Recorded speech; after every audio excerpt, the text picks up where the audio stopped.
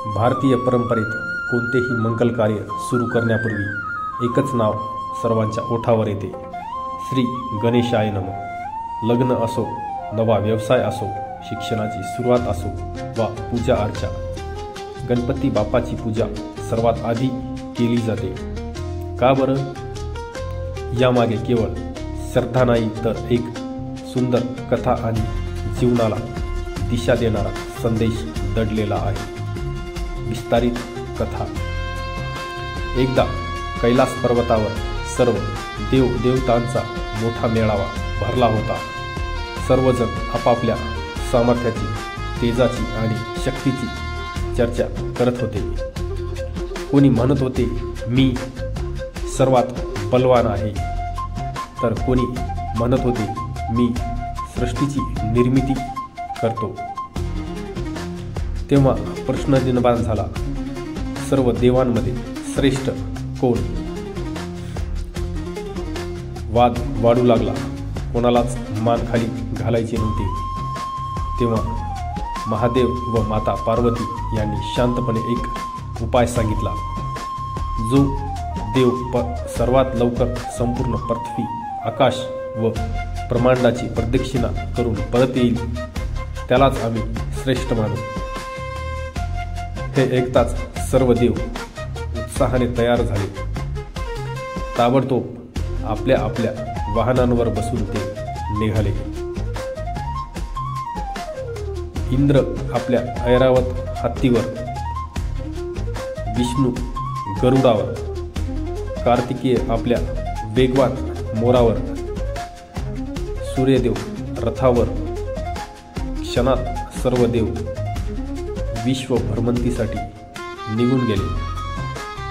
पण गणेश मात्र शांत बसले होते. त्यांचे वाहन म्हणजे लहानसा उंदीर.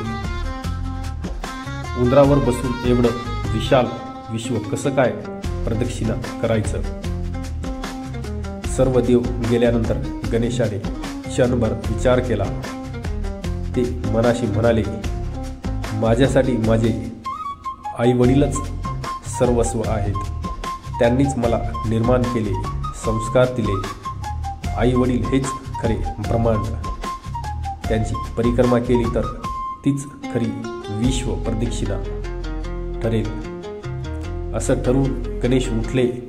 हळूच आई पार्वती व बाबा महादेव यांच्या भोवती 3 वेळा प्रदक्षिणा केली. हात जोडून त्यांच्या चरणी वंदन केले. तेवढ्यात इतर देव एकामागून एक परतू लागले. कोणी थकलेले होते, कोणी दमलेले, पण सर्वांना आपला विजय होईल असा विश्वास होता. महादेव पार्वती स्मित करत सर्वांकडे पाहू लागले. शेवटी त्यांनी घोषणा केली, गणेशाने खरी प्रदक्षिणा केली आहे. आई वडील म्हणजेच सगळ्या जगाचे मूळ आहेत. त्यांची प्रदक्षिणा करणे म्हणजेच संपूर्ण विश्वाला प्रदक्षिणा घालणे. म्हणूनच गणेश हाच सर्वात श्रेष्ठ. हे ऐकताच इतर देवांना गणेशाची बुद्धी मान्य करावी लागली. त्या दिवसापासून गणेशाला आदिपूज्य हा मान मिळाला.